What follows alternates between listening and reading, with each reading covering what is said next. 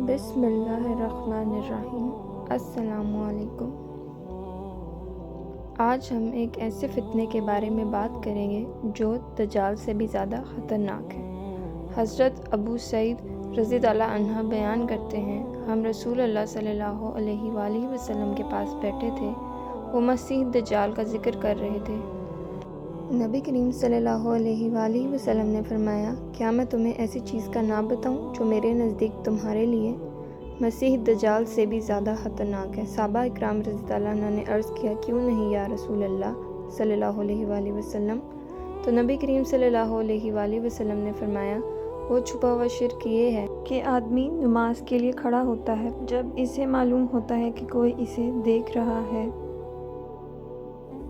تو وہ اپنی نماز کو اور زیادہ خوبصورت بنا لیتا ہے۔ ناظرین، یہی ہے ریاکاری، یہ ایسا شرک ہے جو چھپ کر دل میں داخل ہو جاتا ہے۔ عبادت اللہ کے لیے ہوتی ہے، لیکن نیت لوگوں کو دکھانے کی ہو جائے تو وہ عبادت ضائع ہو جاتی ہے۔ اسی لیے نبی کریم صلی اللہ علیہ وآلہ وسلم نے اسے دجال سے بھی زیادہ خطرناک فرمایا، کیونکہ دجال کو پہچانا جا سکتا ہے لیکن ریاکاری کو پہچاننا مشکل ہے۔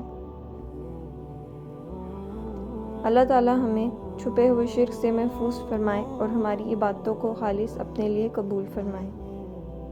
آمین۔